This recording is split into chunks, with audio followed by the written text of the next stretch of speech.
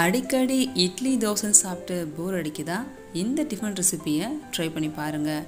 அதுவும் கடையில் வாங்காத நேச்சுரலாக பண்ண இன்ஸ்டண்ட்டான சாஸோட இந்த காம்போ கண்டிப்பாக உங்களுக்கு ரொம்ப பிடிக்கும். மறக்காமல் ட்ரை பண்ணி பாருங்கள்.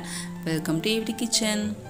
இன்றைக்கி நம்ம செய்ய போகிற ரெசிபிக்காக 2 கப் அளவு கோதுமாவை எடுத்திருக்கேன். இது கிட்டத்தட்ட 300 கிராம் இருக்கும். இது கூட அரை டீஸ்பூன் அளவுக்கு உப்பு சேர்த்துக்கோங்க. இதை மைதாவில் ட்ரை பண்ணுறதை விட கோதுமாவில் ட்ரை பண்ணுங்கள், ஹெல்த்தியும் கூட. இது கூடவே 1 டீஸ்பூன் அளவுக்கு எண்ணெய் சேர்த்துக்கலாம். இதை இப்போது ரஃப்பாக மிக்ஸ் பண்ணிவிட்டு அதுக்கப்புறம் தண்ணீரை கொஞ்சம் கொஞ்சமாக ஆட் பண்ணி சப்பாத்தி மாவை விட கொஞ்சம் டைட்டாக பிணைஞ்சுக்கோங்க. அப்போது தான் இந்த ரெசிபிக்கு கரெக்டாக இருக்கும். பாருங்கள், இந்த அளவுக்கு சாஃப்டாக இருக்கணும், அதே சமயத்தில் கொஞ்சம் டைட்டாகவும் இருக்கணும். கொஞ்சமாக ஆயிலை மேலே க்ரீஸ் பண்ணிவிட்டு 10 நிமிஷம் இந்த டோவை இப்போ ஊற விட்டுடலாம். இப்போது இந்த ரெசிபிக்கான ஃபில்லிங் ரெடி பண்ண ஆரம்பிச்சிடலாம். அடுப்பத்தை வச்சுட்டு கடாயில் 2 டீஸ்பூன் அளவுக்கு ஆயில் விட்டுக்கோங்க. அரை டீஸ்பூன் அளவுக்கு ஜீரகம் விட்டு பொரிஞ்சதுக்கப்புறமா நீளமாக கட் பண்ண 1 கப் ஆனியனை சேர்த்துட்டு வதக்கிக்குங்க. கூடவே 1/4 டீஸ்பூன் அளவுக்கு உப்பு. நல்லா வதங்கிருச்சு. இது கூட கொஞ்சமாக வாசனைக்காக கொத்தமல்லி தழை, அதுக்கப்புறமா ஒரு பெரிய சைஸ் பீட்ரூட்டை தோல் நீக்கிட்டு இதே மாதிரி துருவி உள்ளே ஆட் பண்ணிக்கோங்க. நம்ம இன்றைக்கி அவ்வளோவா அதிகமான மசாலா ஆட் பண்ண போகிறது கிடையாது. இந்த ரெசிப்பியை குழந்தைங்க கூட லைக் பண்ணி சாப்பிடுவாங்க. கொஞ்சமாக தண்ணீர் தெளிச்சிட்டு இது கூட அரை டீஸ்பூன் அளவுக்கு கரம் மசாலா, 1/4 டீஸ்பூன் அளவுக்கு சில்லி பவுடர் ஆட் பண்ணி மிக்ஸ் பண்ணிக்கோங்க.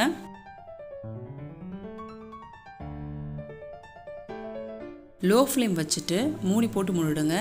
1 நிமிஷம் மட்டும் இது வேகட்டும். அதிக மசாலா சேர்க்காம ஈஸியான சிம்பிளான ஃபில்லிங் ரெடி பண்ணியாச்சு.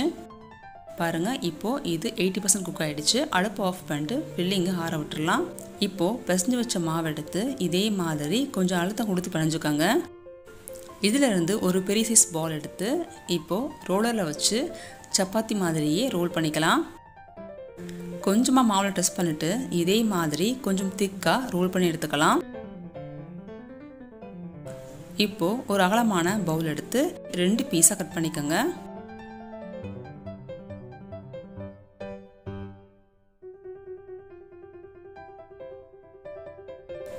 எக்ஸ்ட்ரா இருக்கிற மாவை எடுத்து வச்சிடலாம். அடுத்த பேட்சோட இது சேர்த்துக்கலாம்.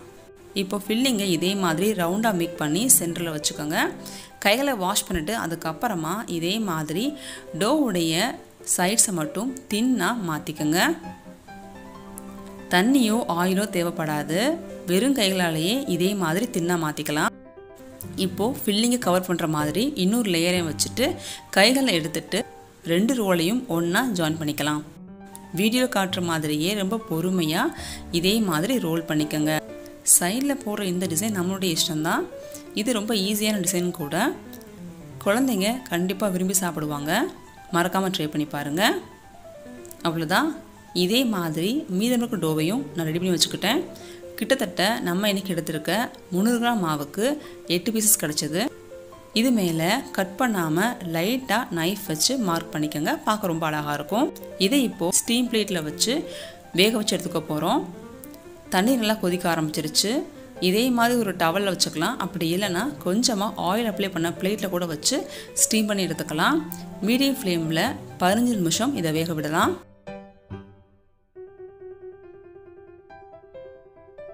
வீட்லேயே ப்ரிசர்வேட்டிவ் கெமிக்கல் எதுவும் இல்லாமல் ஒரு டொமேட்டோ சாஸ் ரெடி பண்ண போகிறோம். அதுவும் இன்ஸ்டண்ட்டாக. 3 டொமேட்டோ, அது கூடவே 5-6 சின்ன வெங்காயம், 1/4 டீஸ்பூன் உப்பு, 2 டேபிள் ஸ்பூன் அளவுக்கு சுகர் சேர்த்துட்டு கூடவே அரை டீஸ்பூன் அளவுக்கு ஜிஞ்சர் கார்லிக் பேஸ்ட்டும் ஆட் பண்ணிக்கோங்க.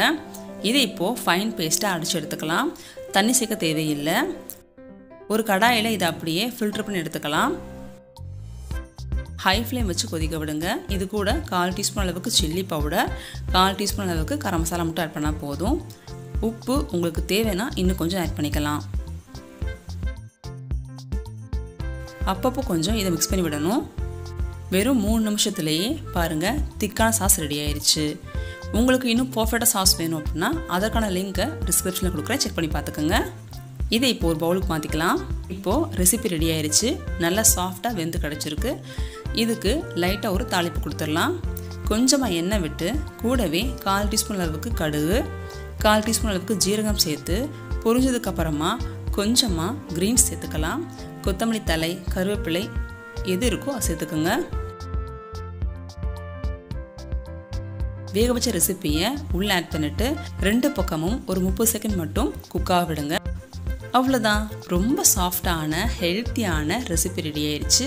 கண்டிப்பாக இந்த காம்போவை நீங்கள் ட்ரை பண்ணி பாருங்கள். உங்கள் வீட்டில் இருக்க எல்லாருக்கும் ரொம்ப பிடிக்கும். இந்த ரெசிபி உங்களுக்கு பிடிச்சிருந்தா மட்டும் சேனலை சப்ஸ்கிரைப் பண்ணி சப்போர்ட் பண்ணுங்கள். இந்த ரெசிபியை உங்கள் ஃப்ரெண்ட்ஸ் கூட ஷேர் பண்ணிக்கோங்க. தேங்க்யூ ஃபார் வாட்சிங்.